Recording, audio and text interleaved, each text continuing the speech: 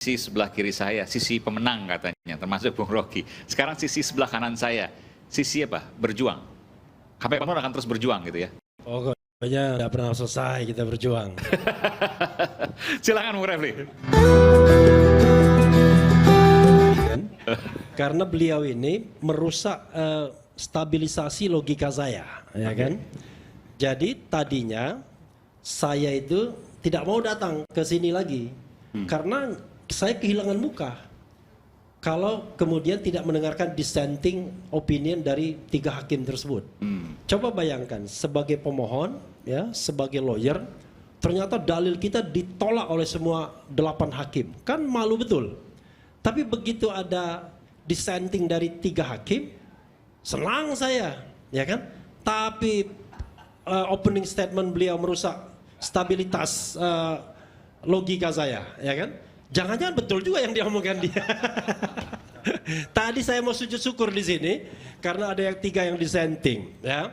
Tetapi begini, saya akan mengatakan 2 hal, ya. Sedikit menggaris highlight Bang Rocky sama Bang Andi, ya. Kalau soal bagaimana menilai 3 dissenter tersebut, saya terus terang mengatakan saya respect dan hormat kepada 3 dissenter tersebut. Ini mohon maaf ya, sebagai hakim senior bergelar profesor, berlatar belakang dari perguruan tinggi, dan paling tidak track recordnya ketahuan lah. Saldi Isra kita tahu dari Andalas, kemudian Arif Hidayat dari Diponegoro, Eni Nurbaningsi dari UGM. Kita tahu latar belakang mereka. Dan mereka itu adalah hakim konstitusi yang senior. Jadi kalau kita lihat senioritas hakim konstitusi itu yang paling senior Anwar Usman sejak 2011. Kemudian Arif Hidayat sejak 2013. Kemudian baru Soehartoyo, baru Saldi Isra, baru Eni Nurbaningsi. Yang 2 hakim kemarin sore, ya, yang mungkin nggak paham juga bagaimana berlogika tata negara di Mahkamah Konstitusi. Arsul Zani baru dilantik Januari 2024. Kemudian Ridwan Mansur baru dilantik Desember 2023. Jadi bisa dibayangkan, saya merasa angkat kepala, ya. Tadinya tertunduk lesu, begitu ada dissenting itu. Tapi begitu beliau ngomong, jangan-jangan didesain, betul juga jangan-jangan, ya kan? Tetapi toh kalau kita mau melihat orang, kita harus lihat latar belakangnya. Saya terus terang saja sangat mengenal Saldi Isra, ya. Dan saya kira saya pernah mengatakan kalau seandainya dari 8 hakim konstitusi itu ada yang dissenting 1 orang, saya percaya itu Saldi Isra. Oke. Dan itu sudah terlihat misalnya presidensial threshold. Saldi Isra adalah 1 dari 2 hakim yang menolak mempertahankan presidensial threshold. Kita puji. Unfortunately, kita puji juga Soehartoyo karena orang keduanya Soehartoyo. Jadi awalnya kita berpikir bahwa saya udah mendengar tuh yang namanya 35 itu. Siapa bilang nggak bocor putusan? Walaupun saya sendiri tidak bisa menduga, tapi saya menduganya adalah kalau 35 berarti Arif Hidayat atau Saldi Isra, Arif Hidayat dan Soehartoyo. Begitu. Tapi saya lihat kalau seandainya ada intervensi, lagi-lagi logika ini ya, logik. Kira-kira dari semua hakim yang bakal mengabulkan tersebut, kira-kira siapa yang paling mudah diintervensi? Saya mengatakan Saldi mungkin tidak. Kasusnya nggak ada. Ya kan? Arif Hidayat tidak juga. Kasusnya mungkin nggak ada. Eni nggak ada kasusnya. Walaupun barangkali dia sama Pratikno, saya frankly speaking lah. Iya kan? Sama Pratikno barangkali tunduk. Karena istana kan yang memilih dia. Udahlah, kalau kita tidak ada peran istana, peran DPR, itu nggak mungkin terpilih. Bang Saldi juga istana yang milih. Ya, tetapi dia ketika masih mesra dengan pemerintahan, kan 2014 kita semua dukung Jokowi, karena kita berharap New Hope kan, harapan baru. Tapi cukup 2 tahun, 3 tahun untuk mengetahui bahwa ini orang tidak bisa diharapkan. Nah karena itulah pada waktu itu kan Anies saja kan juga juru bicaranya Jokowi. Nah pada waktu itu beda, masih bulan madu. Jadi Saldi Isra dipilih pada tahun 2017 pada bulan April, 11 April tepatnya ketika masih bulan madu. Tapi setelah itu banyak berbeda jalan dengan terutama hal-hal yang tidak demokratis. Dan Karena itu saya Anda cukup dekat juga dengan Bung Saldi.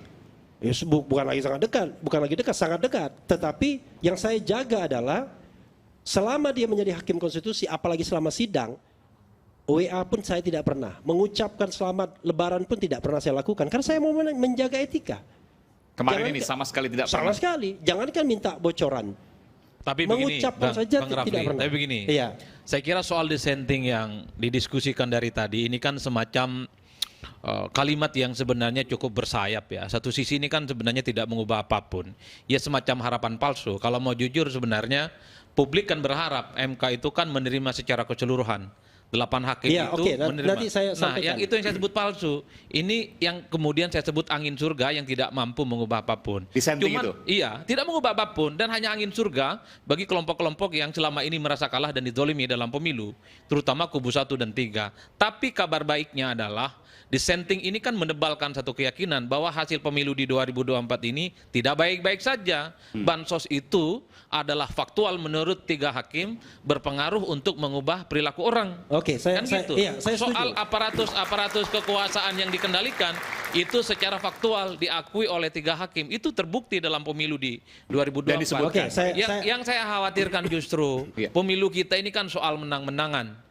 Jadi dengan cara apapun sekalipun curang yang penting menang. Oke. Karena pembuktiannya itu sulit untuk dilakukan di Mahkamah Konstitusi. Oke. Dan Begini. jangan sampai itu terulang. Saya kan belum selesai nih. Ya, ngomong. silakan.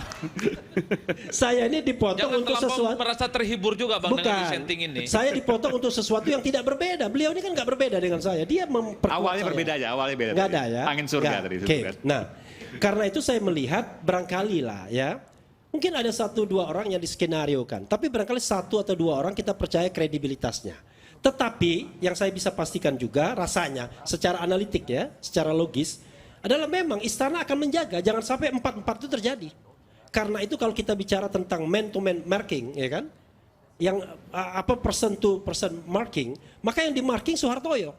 Karena dia punya suara 2, in case 4-4 terjadi, maka menang, dikabulkan gugatan kita. Kalau kita lihat historinya, Soehartoyo itu hakim yang menolak Gibran, menolak putusan 90, bahkan dia tidak menerima yang namanya legal standingnya. Jadi analisis kita akan mengatakan dari 8 hakim itu 3 hakim menolak Gibran, menolak 90, 3 hakim pro 90, 2 hakim baru. 2 hakim baru ini Ridwan Mansur sama siapa? Ridwan Mansur. Siapa? Arsul Sani. Arsul Sani, Nah, ya.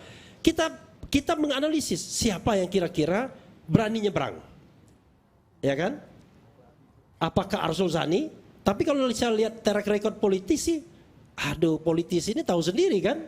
Lihat Ridwan Mansur, jangan-jangan kasusnya banyak sebelum menjadi hakim konstitusi. Saya tidak menyangka kalau yang nyebrang itu adalah Eni Nurbaningsi.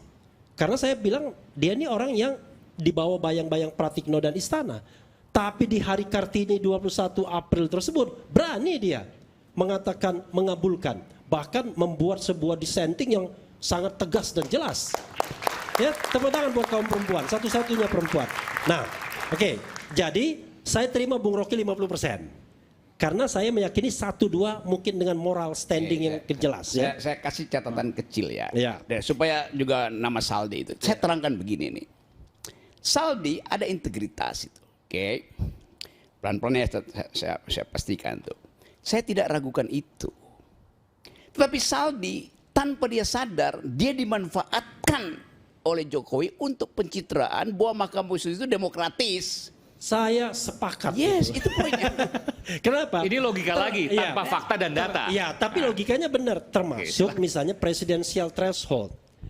Saya selalu mengatakan bahwa remote istana, remote kekuasaan adalah sepanjang Anda tetap menang, maka yang di center biarkan ya aja. itu soalnya. Nggak perlu menang 9-0 atau 8-1, 8-0, tetapi cukup itu. Tapi oke lah, kadang-kadang Bang Rocky, kita juga kadang-kadang dimanfaatkan juga. Tahu itu karena itu. Kita ini ngomong idealistik banget, tiba-tiba di belakang, ayo rap terus ngomong ya kan, begitu. Oke. Nah yang kedua buat Bang Andi, saya bosan mendengarkan Bang Andi every vote has been counted itu. Ini sudah doktrin di Mahkamah Konstitusi yang sudah dinyatakan kembali dalam putusannya kemarin. Mereka mengatakan bahwa Mahkamah Konstitusi itu tidak hanya aspek kuantitatif tapi juga aspek kualitatif. Masa putusan yang sudah dibacakan mau dibantah lagi dengan sebuah teori, ya kan? Kan keputusan yang Anda bantah ini juga keputusan yang sudah dibacakan tadi. Kan kita menganalisis. Bukan. Maksud saya adalah ketika kita bicara mengenai tugas Mahkamah Konstitusi, sudah selesai. MK mengatakan tidak hanya yang bersifat kuantitatif, tapi juga kualitatif. Boleh mau melakukan analisis kualitatif, tapi dia harus punya dampak kuantitatif. Lah, Mungkin Bang Andi ini Anda ini gimana? harus saya luruskan Bang, Iya, Bang ini- Andi. Ya, karena kalau dia tidak punya dampak kuantitatif, sama saja. Ketika dia mengatakan bahwa di sini ada perlu di pemilu ulang, di sini ada atau pemungutan suara ulang. Gini. Kan Bang Andi, harus jadi ada gini. dampak Bentar, saya kuantitatifnya jelaskan. dong. Kata Saldi Isra begini, kalau Anda ya menggunakan logika 5 hakim konstitusi seumur hidup tidak pernah akan dikabulkan permohonan pilpres itu. Kenapa?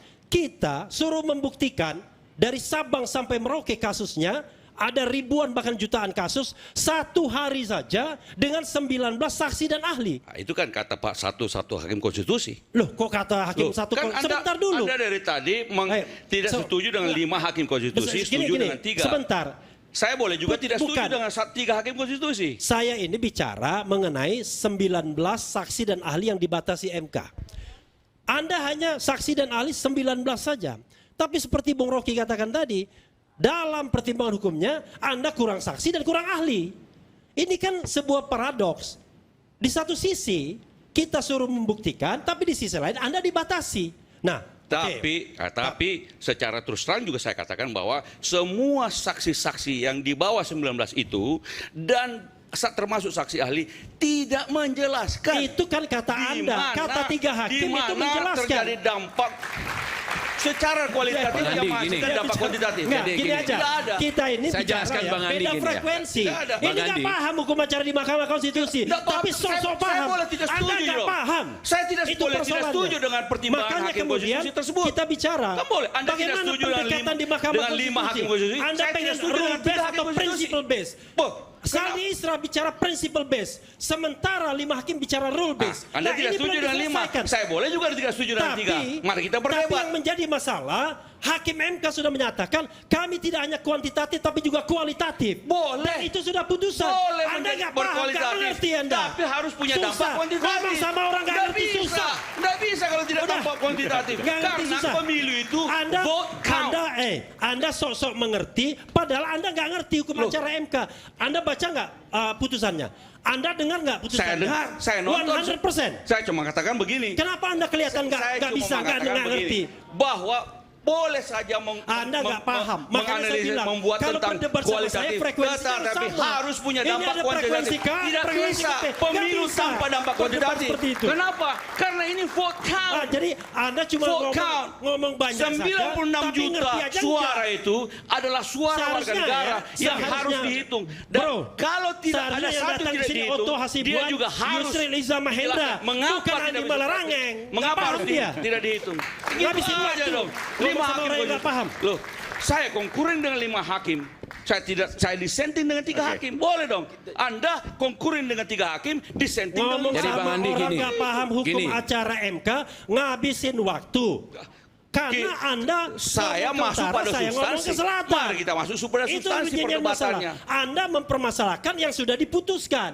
Maksudnya adalah Anda juga mempersoalkan yang sudah diputuskan juga kan? Saya Dari 5 mengatakan hakim itu. begini, Anda masih mempermasalahkan apakah MK itu kualitatif atau kuantitatif? Saya mengatakan Sudah boleh selesai. kualitatif. MK mengatakan bisa kualitatif, bisa Boleh kualitatif, tapi harus Kenapa punya yang lagi dampak dipermasalahkan? kuantitatif. Yang Boleh perlu- juga dong. yang Saya perlu mengatakan adalah begitu. Ketika kuantitatif apa analisisnya? Ketika kualitatif apa analisisnya? Kan harusnya begitu. Silakan Anda membuat analisis kualitatif. Jangan bahwa ada membatalkan begini-begini. apa yang sudah Tapi diputuskan. dia harus punya dampak kualitatif. Berapa terjadi Bung Sira, kecurangan itu dan silakan. di mana? Bung Sira. Jadi Bang Adi gini. Tadi ada dua, bentar, ini ada 2 mazhab ya. Jadi MK bisa kualitatif, bisa kuantitatif. Tidak harus kuantitatif, tapi menurut Bang Andi harus kuantitatif. Apapun Harus punya ujung- dampak kuantitatif. Itu Oke. kan kata Anda. Jadi MK gini, sudah Bang putuskan Andi, sudah itu dong. selesai Boleh itu. dong, saya juga Sejak berpendapat begitu. 2004 Dalam sudah hidup pemilu selesai begitu itu. Jadi gantian dulu lah. Silakan Bung Sira. Sejak 2004 memang hakim-hakim itu memiliki paradigma baru di dalam melihat due proses pemilu yang ada. Jadi kalau kita melihat putusan-putusan Mahkamah Konstitusi, kita tidak lagi terjebak pada hukum prosedural. Makanya proses dari tahapan pendaftaran pemilih sampai dengan penghitungan suara itu yang disebut tahapan pemilu yang dianggap sebagai sebuah proses yang harus di-assessment. Tidak saja berdasarkan undang-undang pemilu, tetapi juga yang lebih jauh dari itu yaitu konstitusi. Makanya kenapa hari ini, kemarin kita menemukan ada dissenting. Ini menariknya. Kenapa ada dissenting? Karena kalau dilihat dari konstruksi fakta yang sudah ini, sebenarnya nggak gampang sekali. Kalau sudah ditemukan fakta hukum, nah ini Rafli mungkin bisa diingatkan. Hakim mengatakan bahwa telah ditemukan fakta hukum. Sebagai hakim yang tugasnya the guardian of constitution, dia tidak perlu lagi mencari alat bukti sebenarnya. Cukup logikanya kata Bang Rocky itu bahwa pasal 22E ayat 1 itu sudah dilanggar. Nah sehingga kalau dilihat dalam hukum prosedural tadi, ya tadi alat bukti, saksi, ahli dan sebagainya sudah tidak dianggap oleh majelis hakim itu. Itu yang pertama. Kedua, tidak diharuskan bahwa kualitatif itu harus memiliki dampak secara signifikan perolehan suaranya harus melampaui. Tidak. Makanya di situ dikasih jalan oleh... Nah, itu saya tidak setuju. Sebentar. Jangan nggak setuju. Saya tidak setuju kalau begitu.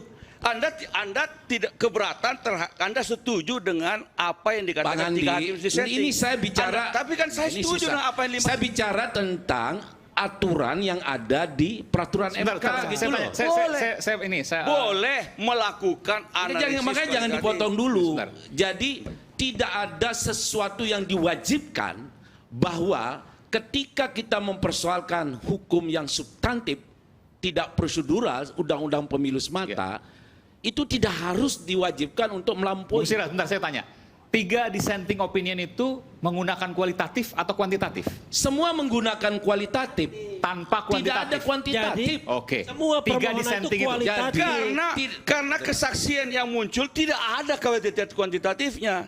Jadi tapi kan yang jelas bahwa 5 hakim menganggap bahwa tidak cukup bukti. Tidak ada bukti bahwa terjadi kecurangan struktur masif dan apa tadi itu lagi? Kalau soal itu ya sudah, kita sudah bahwa ada 3 mengatakan bahwa saya mau berangkat dari cara berpikir logikanya Bang Rocky ini. Saya mau berangkat dari cara berpikir logikanya Bang Rocky. Dalam konteks PHPU kemarin Pilpres, saya menggunakan logika Bang Rocky. Kalau fakta ditemukan, apakah saya perlu membuktikan? Karena tugas daripada hakim MK adalah the guardian of constitution. Mana faktanya? Mana faktanya? Saya tidak lihat itu. Loh ini kan saya ulangi ya. makanya kemarin mengikuti nggak sidang putusan itu? Saya tidak melihat fakta-fakta itu. Ditemukan ya, fakta. ada teori ekonometrik. No. Jadi kalau teori ekonomi, teori matrikulasi dan sebagainya itu bukan proses putusan, Bukan itu fakta pembuktian. Bukan, hakimnya mengatakan demikian. Bahwa ditemukan fakta tetapi tidak dapat meyakinkan mahkamah sehingga tidak beralasan hukum. Itu bukti. Artinya bahwa tidak ada cukup bukti. Kalau untuk orang mau membatalkan hasil pemilu suara rakyat harus ada bukti keras. Kalau tidak ada bukti keras, bagaimana 96 juta suara rakyat itu mau ini dihapus bukan begitu saja? Jadi gini, kita tidak bicara lagi konteks apa yang ini. Nah, sekarang misalnya terjadi kecurangan di satu provinsi, jumlah mata pilih di suatu provinsi itu seperti di Bangka Belitung cuma 1 juta lebih. Anggaplah terjadi kecurangan besar di Kalau Bangka gitu, Belitung. Apakah itu bisa membuat seluruh hasil pemilu salah? Tidak bisa karena tidak melampaui perbedaan suara antara kandidat yang bersaing. Makanya saya bilang, Baik, kita akan lanjutkan sepas jeda. Saat lagi kita akan kembali.